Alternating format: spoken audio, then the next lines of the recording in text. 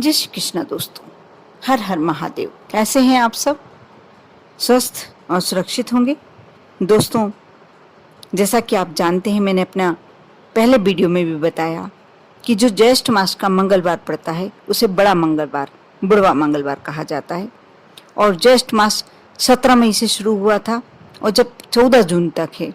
शुरू में भी मंगलवार था, 17 मई को भी मंगलवार था और 14 जून तक भी मंगलवार ही है। 5 मंगलवार पड़ने वाले हैं इसमें। और जो कल का मंगलवार है ज्येष्ठ माह का, वह चौथा मंगलवार है। बहुत सारे ऐसे कार्य हैं जो आपके रुके हुए रहते हैं। दोस्तों, यदि आपके जीवन में कुछ असफलता इस तरीके से प्रवेश कर गई है कि आपका जीवन बहुत ही कष्टमय हो गया है, कहीं से धन आने की उम्मीद नहीं है, कहीं क्लेश, घर में परेशानी, क्योंकि देखा जाता है, ये आप भी जानते हैं, जिस घर में धन की कमी हो, पैसे की कमी हो, वहाँ क्लेश तो होता ही होता है। जब पर्याप्त पैसा हो तो इंसान आपस में परिवार के ऊपर खर्च करता है, उनकी इच्छाएं पूरी करता रहता है। कलह इतनी ज़्यादा बढ़ नहीं पाती, लेकिन जब यदि पैसे की कमी हो और परिवार की ज़रूरतें पूरी नहीं कर पा रहे हों, जब समस्या ज़्यादा बढ़ जाती है, यदि जीवन में पैसे की समस्या है, बीमारी संबंधी कोई समस्या है, कोई भी समस्याएं हैं, तो आप यह बुढ़वा मंगलवार जो पड़ता है बहुत ही श्रेष्ठ माना जाता है। बहुत ही उत्तम योग चल रहे हैं, बहुत ही अच्छे संयोग चल रहे हैं, इसमें आप कर सकते हैं। यदि परिवार में कोई असाध्य रोग से पीड़ित हो गया है, कोई भी परिवार का सदस्य, आप यदि स्वयं भी कोई ऐसी बीमारी हो गई है जो कितनी भी आपने दवाइयाँ ले ली लेकिन कम होने का नाम नहीं ले रही, तो आप मंगलवार के दिन, जो ये बुढ़वा मंगलवार चल रहा है, आप इसे शुरू करें। हनुमान जी के समक्ष बैठ जाएं। आप अपने घर में भी यदि हनुमान जी की फोटो है तो उनके समक्ष भी बैठकर, नहीं भी है तो आप उनके नाम से उनका मन में स्मरण करके और उनके समक्ष बैठकर इस मंत्र का जाप करें, इस चौपाई का इस हिस्से का जाप करें। नासे रोग हरे सब पीरा, जपत निरंतर हनुमत पीरा। यदि आप लगातार इस चौपाई का स्मरण करते हैं, आप मान कर चलिए। और ऐसा नहीं है यदि आपको बीमारी हो या आपके परिवार के कोई सदस्य को बीमारी तो ही करना है। आप यदि चाहते हैं कि आपके जीवन में कोई भी बीमारी प्रवेश ना करे, आपका परिवार बीमारियों से बचा रहे, तो आप ये कार्य कर सकते हैं। बस थोड़ा सा इस बात का ध्यान रखना होता है कि जब हम हनुमान जी के प्रति कोई भी कार्य करते हैं तो स्वच्छता का विशेष ध्यान रखना पड़ता है, क्योंकि हनुमान जी बाल ब्रह्मचारी थे, इसलिए इस बात का आपको अवश्य ध्यान रखना होगा। और आप सभी जानते ही हैं, हनुमान जी को संकट मोचन कहा जाता है। वे हर बाधा से मुक्ति दिलाते हैं, व्यक्ति को सभी परेशानियों से मुक्त करते हैं। वैसे तो मंगलवार को, शनिवार को, दोनों दिन आप हनुमान जी की पूजन करके उन्हें प्रसन्न कर सकते हैं, लेकिन यदि हनुमान जी की आप विशेष कृपा प्राप्त करना चाहते हैं, वो इतना अच्छा संयोग जो आपको मिल रहा है बड़ा मंगलवार, आप इस दिन ब्रह्म मुहूर्त में उठें और अपने नित्य कर्मों से निवृत्त होकर आप किसी पीपल के पेड़ से 11 पत्ते तोड़ लें। 11 पत्तों पर स्वच्छ जल से पहले धो लें, उन्हें साफ कर लें। इस बात का आप विशेष ध्यान रखें कि पत्ते टूटे फूटे नहीं होने चाहिए। और फिर उसमें जल में थोड़ा सा कुमकुम मिला लें, अष्टगंध मिला लें या चंदन मिला लें, जो भी आपको आपके पास उपलब्ध हो वह मिला सकते हैं। और जो आपने पीपल के पत्तों को स्वच्छ करके रखा हुआ है, उसमें श्री राम यह नाम लिखें।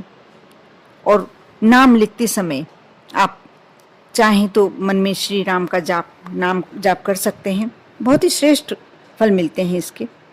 और 11 पत्तों पर आप श्री राम का नाम लिख लें, जाप भी करते रहें, मनी मन राम को, श्री राम सिया राम को याद करते रहें, क्योंकि कहते हैं जिनने भी राम नाम लिया वो तो भवसागर से पार तो हुआ ही है, लेकिन हनुमान जी ने उसका ऐसा कोई भी कार्य, उसकी ऐसी कोई भी मनोकामना नहीं रहने दी जो अधूरी रही हो।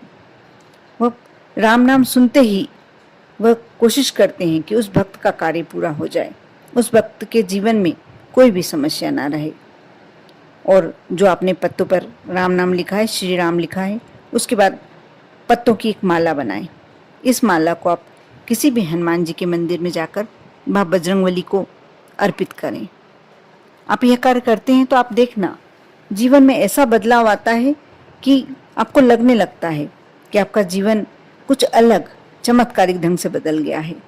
ऐसा ही आप एक और कार्य कर कर देखना। आपने सुना ही होगा कि हमने अपना बीड़ा, हमारा बीड़ा तो हनुमान जी ने उठा कर रखा है, यानी अपना पूरा कार्यभार उन्हें सौंप देना अपनी।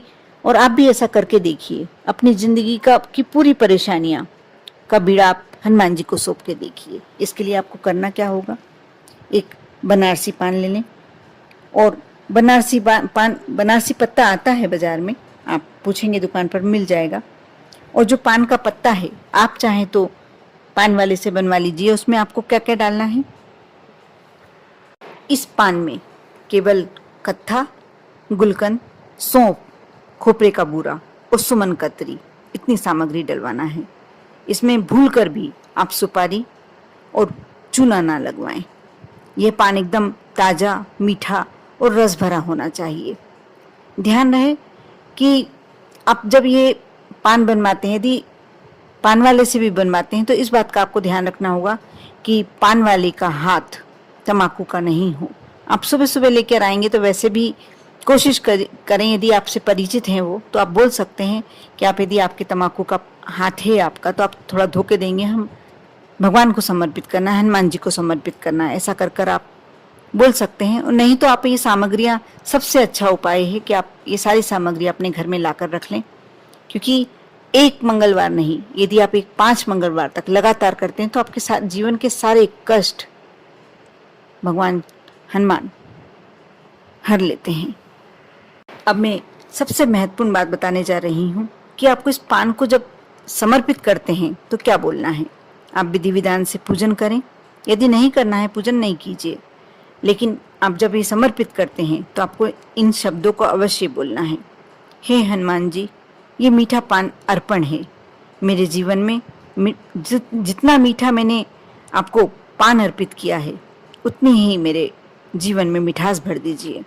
यदि यह शब्द बोलकर आप हनुमान जी को ये पान का बीड़ा समर्पित करते हैं तो आप देखना कैसे आपके जीवन का, कष्टों का बीड़ा भगवान हनुमान उठाते हैं।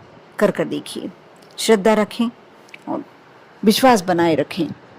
और यह उपाय ऐसा है कि कईयों ने किया है और कईयों ने अपने जीवन को धन्य बना लिया। सारे सुख, सारे ऐश्वर्य उनके जीवन में आज हैं, सारी परेशानियों से वह मुक्त हैं। आप भी कर कर देखें। ओम नमः शिवाय।